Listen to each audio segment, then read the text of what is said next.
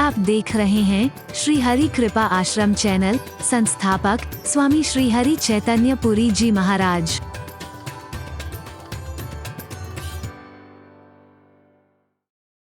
विचार करके देखो,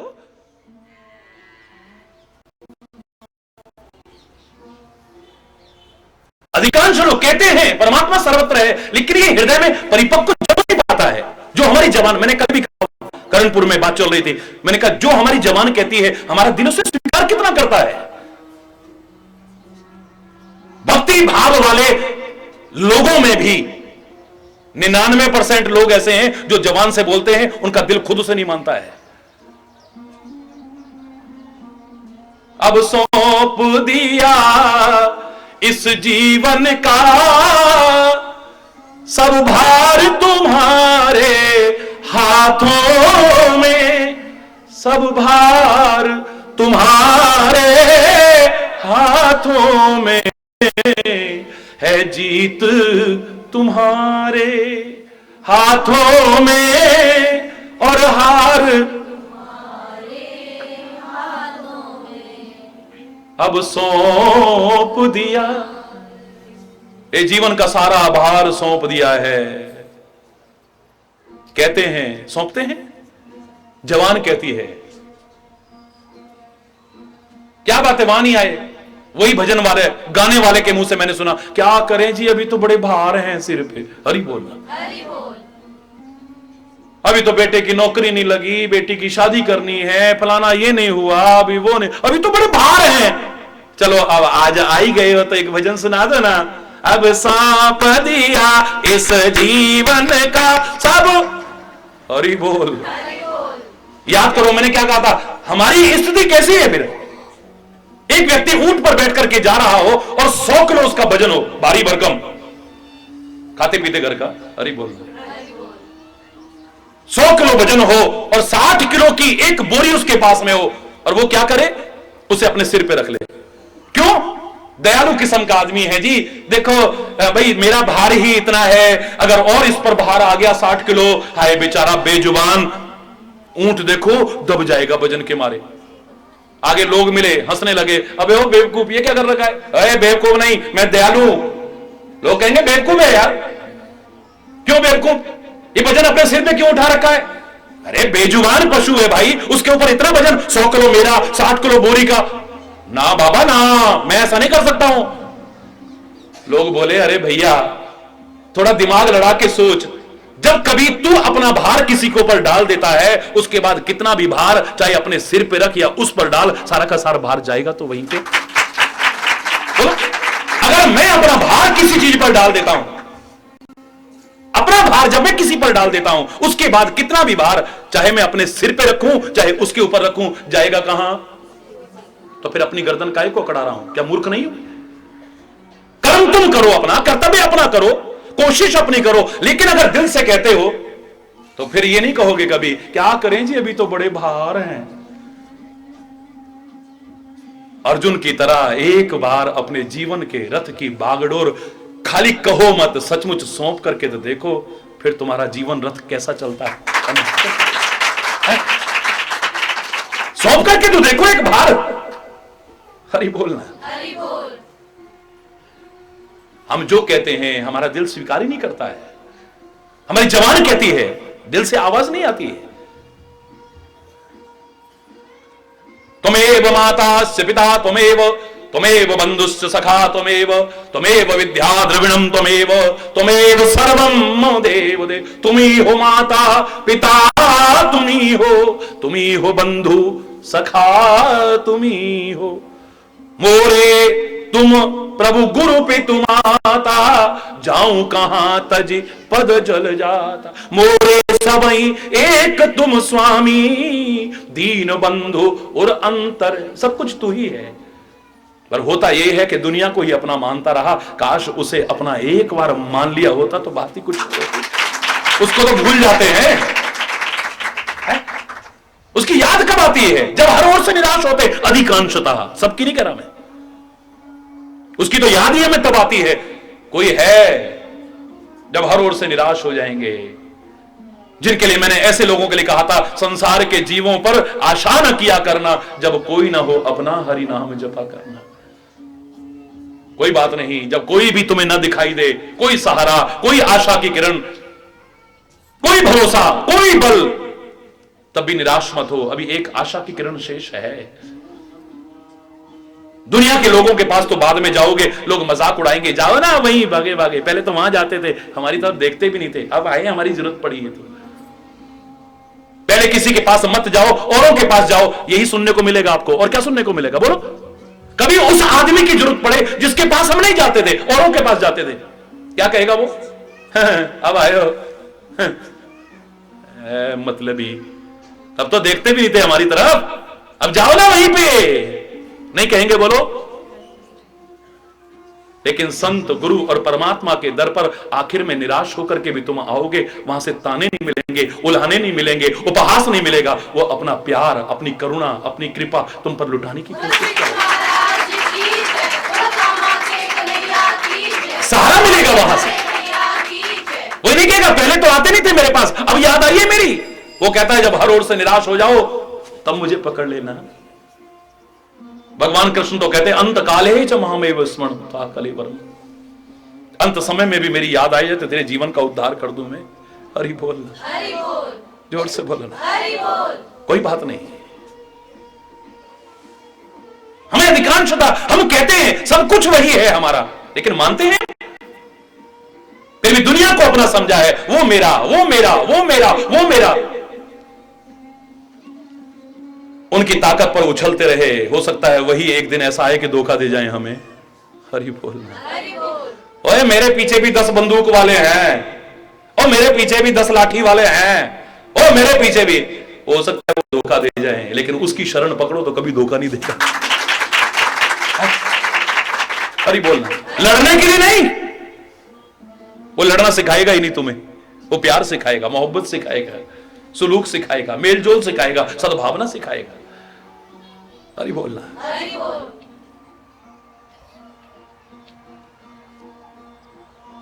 काहली कहा कि तू ही सब कुछ हमारा, लेकिन माना कितना हमने? तू है तो हमें किस बात की चिंता, लेकिन कितने लोग हैं? अरे दुनिया के लोगों की बात छोड़ो, मैंने तो सुनाया था आपको कि द्रौपदी भगवान से इतना प्यार करती है, भगवान इतना प्यार करते हैं, लेकिन जब संकट की घड़ी आई, भगवान की याद आई उसे। 5 पति है ना मेरे, और वो 5 पति जिनका मुकाबला दुनिया में कोई नहीं कर सकता, इनके होते मेरी लाज लुट पाएगी? खाली मन में नहीं आया है, आंखें भी उठ के वहां गई, लेकिन क्या देखा? सब हारे जुआरी सिर झुका के बैठे हुए हैं। हरि बोलना। निराशा हाथ लगी, नहीं आई उनकी ताकत काम, कोई सहारा नहीं मिला, वहां से आश्वासन भी नहीं मिला, फिर भी भगवान की याद नहीं आई। महाभारत में पढ़ के देखो जरा, इतने धर्म सभासद बैठे हैं, इनके होते लाज लुट पाएगी मेरी? यहां पर कृपाचार्य हैं, यहां पर द्रोणाचार्य हैं, इतने आचार्य लोग बैठे हैं, इनके होते यह अधर्म का कार्य नहीं हो सकता है। और खाली मन में नहीं आया, आंखें भी उठ के उधर गई, लेकिन वहां से भी कोई सहारा नहीं मिला, वो भी गर्दन झुका के बैठे हुए, फिर भी भगवान की याद नहीं आई है। मेरे घर के, मेरे कुल के बड़े बुजुर्ग बैठे हैं यहां पर, भीष्म पितामह है, धृतराष्ट्र है, इतने बड़े बड़े लोग बैठे हैं, क्या इनके होते इनकी घर की बहू की लाज लुट पाएगी? खाली मन में नहीं आया, उधर आंखें गई हैं, लेकिन वो भी सारे गर्दन झुका के बैठे हैं। वहां से भी निराशा हाथ लगी तो मन में आता है ये सारे कायर हो सकते हैं, लेकिन मैं भी तो छत्राणी हूं, जब तक मेरे अंदर ताकत है क्या मैं अपनी लाज लूटने दूंगी? साड़ी को पकड़ के खड़ी हो गई है, लेकिन दुशासन के वो ताकतवर हाथ जब साड़ी को खींचने लगे, हाथ में से साड़ी खिसकने लगी है। जब कोई बल, कोई भरोसा, कोई सहारा काम नहीं आया, अब हाथ उठा दिए, हे केशव, हे माधव, अब तो लाज बचा सकता है तो तू ही बचा सकता है। अंत में हार करके उसकी याद आई है, अंत में हार करके, जब कहीं से कुछ नहीं मिला है।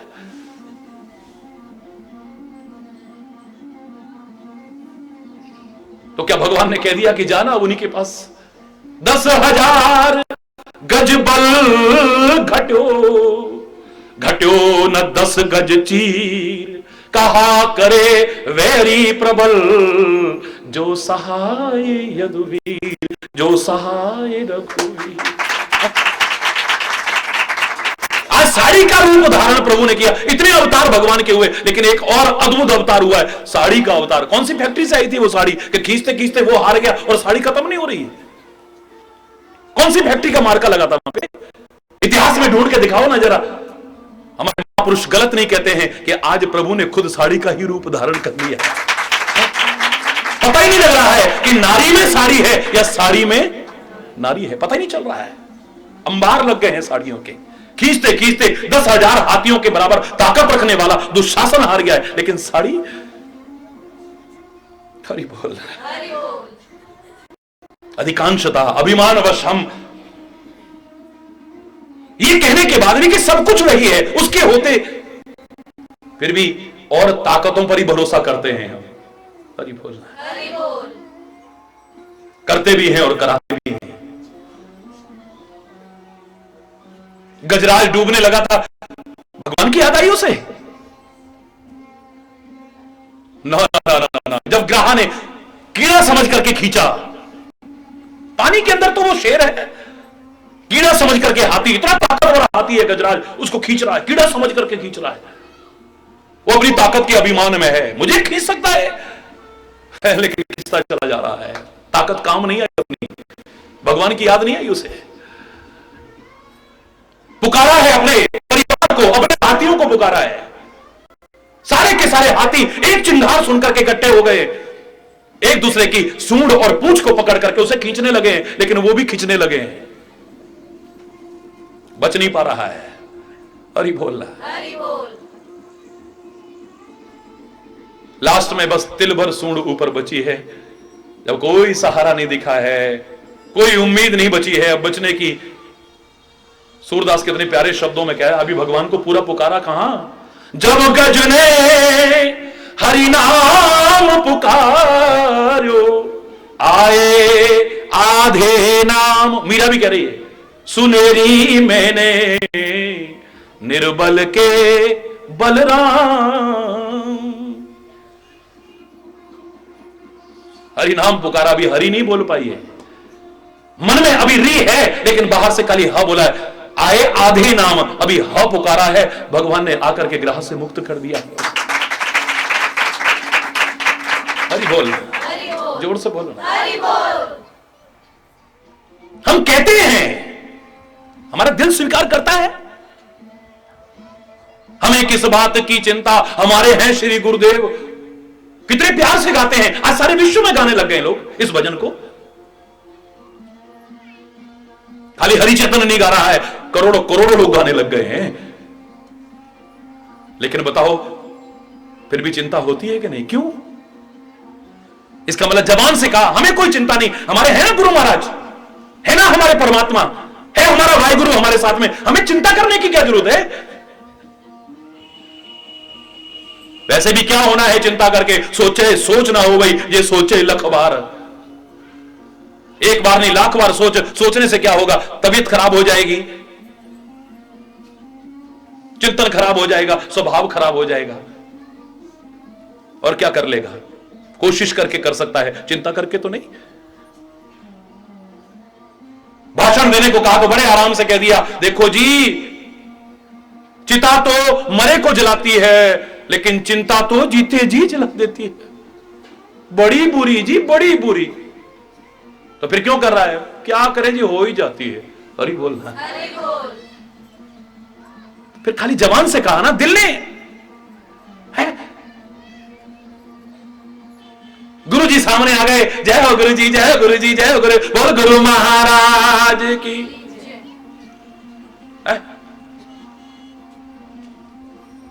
पूजा करने लगे तो गुरु ब्रह्मा, गुरु विष्णु, गुरुदेव महेश्वर, जिन जिनको आता है सारे बोलो ना, गुरु ब्रह्मा, गुरु विष्णु, और सबको आता है, गुरु साक्षात पर ब्रह्म तस्मै श्री गुरुवे नमः। हे गुरु जी, आप ही ब्रह्मा हो, आप ही विष्णु हो, आप ही साक्षात शंकर हो, और साक्षात पर ब्रह्म परमात्मा आप ही हो। थोड़ी देर बाद गुरु जी से कह रहे हैं, क्या शंकर जी के दर्शन हो सकते हैं गुरु जी? तो गुरु जी को लॉलीपॉप दिखा रहे थे क्या? अरे बोल, मैं नहीं कह रहा कि गुरु अपने आप को भगवान समझे, मैं कभी नहीं कह सकता हूं। मैं झूठे गुरुडम का कभी प्रचार कर सकूंगा ऐसा कभी सपने में भी सोचने की कोशिश मत करना। ढोंग, पाखंड और अंधविश्वास को हरिचंद्र ने कभी सपने में भी बढ़ावा देगा, विश्व का कोई प्राणी सपने में भी ना सोचे ऐसा कभी। लेकिन मैं तो कह रहा हूं, तुम जो कहते हो अपनी जबान से, क्या तुम्हारा दिल स्वीकार करता है? हरि बोलना, हरि बोल।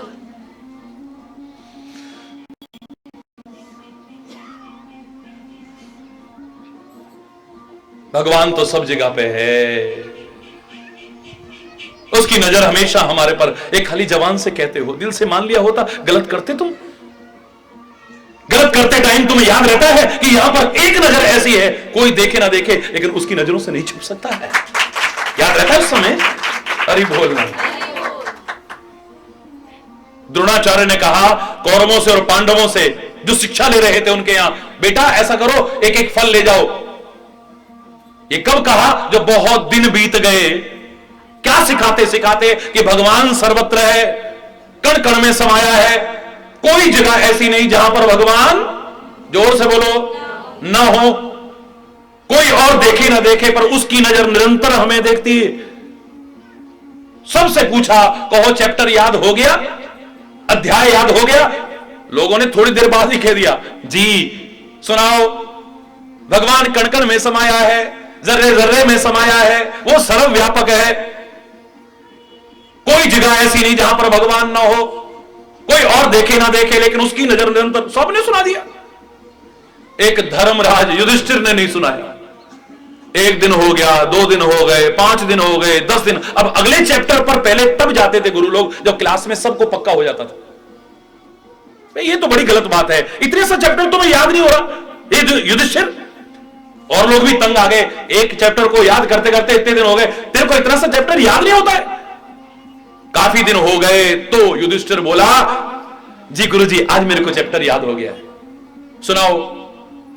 युधिष्ठिर कहने लगा, गुरुजी आपने सिखाया है और हमने मान लिया है कि भगवान कण कण में है, जर्रे जर्रे में है, सर्वव्यापक है, ऐसी कोई जगह नहीं जहां पर भगवान न हो, कोई और देखे ना देखे लेकिन एक नजर निरंतर हमें देख रही है। शाबाश बेटे शाबाश। अब तुम्हें याद हुआ नहीं, परीक्षा तो होना जरूरी है ना? गुरु जी ने कहा एक एक सेब पकड़ो और सारे ले जाओ, ऐसी जगह रख करके आना जहां पर कोई ना देख रहा हो। और ही बोलना, जोर से बोलो ना, और जोर से बोलो ना। वाह भाई वाह। ले कोई तो आ गया 5 मिनट में, कोई आया 10 मिनट में, कोई आया 15 मिनट में, कोई आया आधे घंटे में।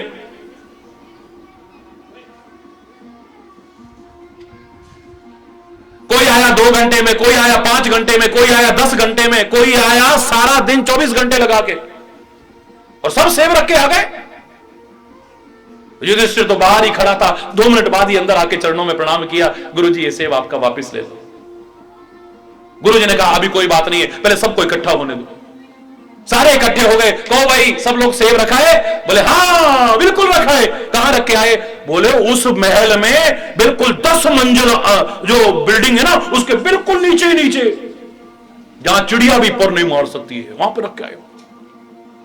वो जो 10 दरवाजे के अंदर वो एक आला नहीं है, मैं वहां पर रख कर आया, वहां तो सूर्य की किरण नहीं घुस सकती है, और कोई तो क्या घुसेगा? हरि बोलना। कोई बोला मैं तो जमीन का गड्ढा खोद करके उसमें दुबका करके आ गया, कोई देख ही नहीं सकता है। कोई बोला मैं तो सागर में पत्थर बांध करके कपड़े में और उसमें करके सागर में डुबाया, कोई देख ही नहीं पाएगा। हरि बोलना। युधिष्ठिर मैंने कहा ना गुरु महाराज मैं तो सेब वापस कर रहा हूं, आप ले नहीं रहे थे, तुम क्यों नहीं रख के आए? बोले गुरुजी आपने तो सिखाया था, ये चाहे जो कहते रहे कि भगवान तो कण कण में है, जर्रे जर्रे में है, सर्वव्यापक है, कोई ऐसी जगह नहीं जहां भगवान ना हो, कोई और देखे ना देखे लेकिन एक नजर ऐसी है जो निरंतर देखती है। तो मैं इस सेब को लेकर के कहां जाता जहां पर कोई ना देख रहा हो? ऐसी कौन सी जगह होगी जहां पर वो ना हो? है? मैं कहां दुबका करके आता इसको? शाबाश बेटा शाबाश, तुम समझे हो। कोई जवान से कहने से तो काम नहीं चलेगा ना। हमारे दिल ने स्वीकार कहां किया है, हमारा मन, हमारा मस्तिष्क स्वीकार कहां करता है जो हम कहते हैं। हरि बोलना है सर्वत्र वो। वाल्मीकि भी यही कहते हैं, महाराज आप कह रहे हो कि मैं कहां पर, आप वेद की मर्यादा का पालन करने वाले हैं, रामो विग्रहवान धर्म, आप साक्षात धर्म की प्रतिमूर्ति हैं, आप ऐसा कहें कोई असंभव बात नहीं है। अरे आप सारे संसार के जगदीश्वर हैं, आप ही मर्यादा का पालन नहीं करेंगे तो कौन पालन करेगा? क्योंकि आपने ही तो दुनिया को सिखाना है। महापुरुष जिस मार्ग से जाते हैं वो एक रास्ता बन जाता है जिस पर चलकर के लोगों का उद्धार होता है। इसलिए महापुरुष ऐसे मार्ग से चलते हैं जिस पर चलकर के लोगों का उद्धार हो सके। उनको ना भी जरूरत हो तो भी उस राह पर चलते हैं जिस पर लोग आराम से चल करके अपने जीवन का कल्याण कर सके। हरि बोलना। हरि बोल।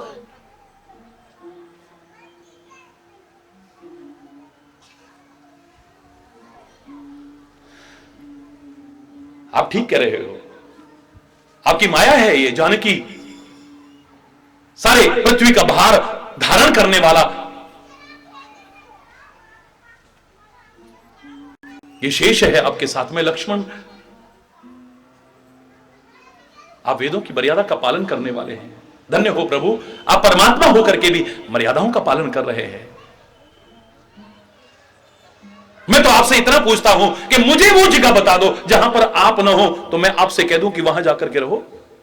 आप कहते हैं मुझे जगह बताओ जहां मैं अब जंगल में निवास करूं, जहां मेरे निवास करने पर किसी ऋषि मुनि को कोई उद्वेग न हो। ऐसी कोई जगह बता दो मुझे वो जगह बताओ ना जहां आप न हो, मैं कह दूंगा वहां जाकर के रह लो।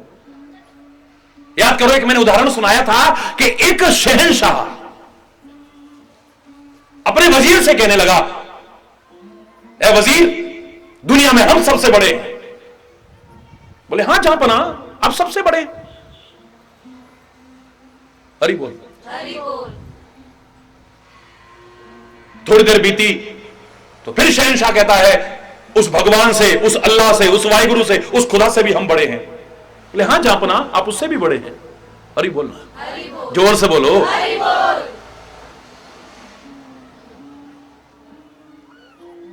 बात आई गई हो गई और बातें बीच में होती रही। थोड़ी देर बाद फिर वो शहंशाह कहता है अपने वजीर से कि ए वजीर, वो खुदा, वो भगवान, वो अल्लाह, वो वाहिगुरु हमसे भी बड़ा है। बोले हाँ जहांपना, बिल्कुल ठीक कहा आपने। जहांपना तो पड़ गया पीछे। ओ वजीर, तू चापलूस कब से हो गया है? चापलूस मंत्री तो राज्य का नाश कर देते हैं। ये तीन लोग अगर चापलूस हो जाएं, किसी डर या लालच के कारण अगर प्रिय बोलने लगे, ठकुर सुहाती बोलने लगे, मन के अनुसार बोलने लगे तो नाश हो जाएगा। काहे का अगर डॉक्टर प्रिय बोलने लगे किसी डर या लालच के कारण तो हमारे शरीर का नाश हो जाएगा। हरि बोलना। हरि बोल।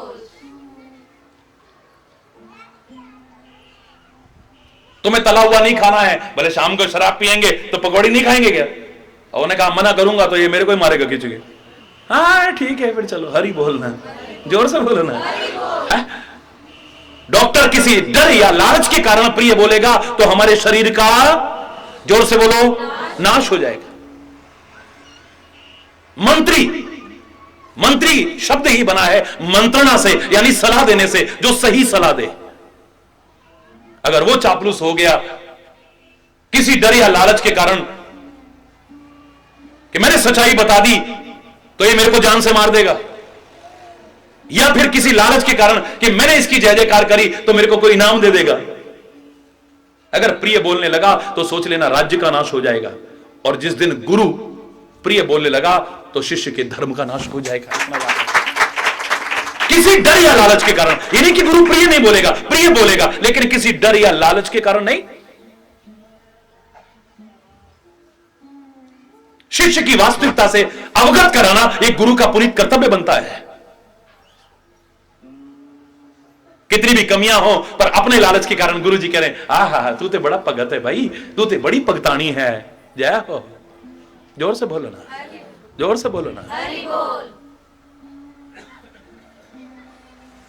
अगर मैंने सच्चाई बता दी इसको बुरा लग जाएगा, बुरा लग जाएगा तो ये आना बंद कर देगा, आना बंद करेगा तो फिर ये चढ़ावे कहां से चढ़ेंगे। कम से कम हरिचेतन ऐसा चापलूस गुरु बनने की कोशिश ना की थी, ना कर रहा है, ना आगे करेगा। जो सच्चाई है, हम जानने के बाद भी कई बार सच्चाई बोलने में हाय हाय किसी डर या लालच के कारण, गुरु तो प्रिय बोलता है, मधुर बोलता है, कोमल बोलता है, हितकारी बोलता है।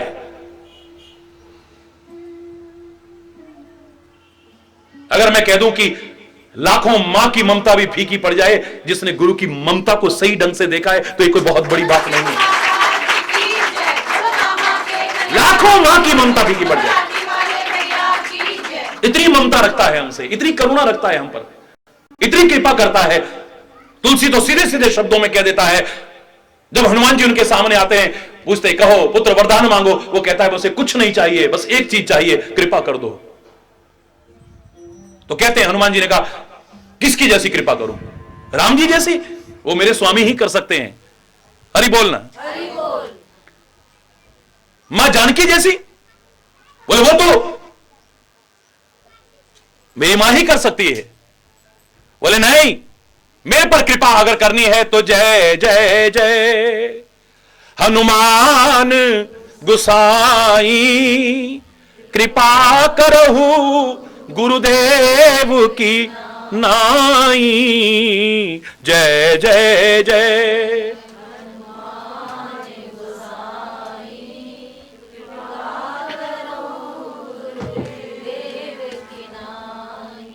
हरि बोल। इस घटना का उल्लेख तुलसीदास ने हनुमान चालीसे में किया है। वो कहता है, हे हनुमान जी महाराज, मेरे पर अगर कृपा करना चाहते हो तो और कोई कृपा नहीं, बस गुरु जैसी कृपा कर दो। भगवान की कृपा से पहले गुरु की। बोले हे पवन पुत्र, अगर गुरु की कृपा हो गई ना, भगवान की कृपा तो अपने आप हो जाएगी, मैं जानता हूं। गुरु की कृपा अगर हो गई तो भगवान की कृपा मेरे पर हो जाएगी, इतना मैं जानता हूं।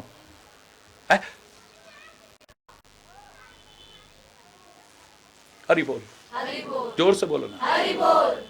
वो गुरु जो इतनी ममता रखता हो, इतना वात्सल्य रखता हो, इतना प्रेम रखता हो, इतनी कृपा रखता हो, इतनी करुणा रखता हो, कभी कभी हमारी भलाई के लिए चीरा भी लगा देता है। हरि बोल। कभी कभी ऑपरेशन भी कर देता है, दुश्मनी से नहीं। डॉक्टर की क्रिया को पहचान जाते हो। मैंने हमेशा कहा है कि डॉक्टर मीठी गोली दे तो हमारी भलाई है, कड़वी गोली दे तो, जोर से बोलो, बोलो ना, हमारी भलाई है। चीरा लगाए तो, ऑपरेशन करे तो, और जहर आगे फैलने लगे, किसी अंग को भी काट के फेंक दे तो भी हमारी भलाई है, उसकी कोई दुश्मनी नहीं है। ठीक ऐसे ही सदगुरु भी हमारी भलाई के लिए कभी कभी, हमेशा नहीं। हरि बोल। जो समझ गया है वो आनंद मगन रहता है, फिर आत्मविभोर रहता है। हमेशा उसकी श्रद्धा, उसकी आस्था दिन दूनी रात चौगनी बढ़ती रहती है। फिर हरि बोल।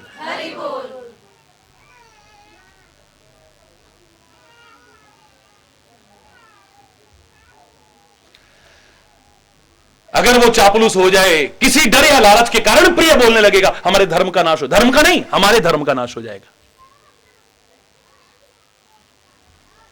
बादशाह कहने लगा, वजीर, ये चापलूस मंत्री तो राज्य का नाश कर देते हैं, तुम चापलूस कब से हो गए हो? उन्होंने कहा, महाराज मैं चापलूस नहीं हूं। ये चापलूस नहीं है तो क्या है? दोनों बात सही कैसे हो सकती हैं? हम भगवान से बड़े हैं, तुमने कहा हां। भगवान हमसे बड़ा है, तुमने कहा हां। ये दोनों बात एक साथ ठीक कैसे हो सकती हैं? बताओ। हरि बोल। उनका महाराज आप एक एक करके पूछो तो। बादशाह कहने लगा, बताओ, इस संसार में हम सबसे बड़े हैं? बोले हां। भगवान से भी बड़े हैं? बोले हां। कैसे? बोले भगवान को भी वो अधिकार प्राप्त नहीं है ए जहांपना जो आपको प्राप्त है। बोले कौन सा अधिकार? भगवान किसी को देश निकाला नहीं दे सकता है, लेकिन ए जहांपना तुम किसी को देश निकाला दे सकते हो।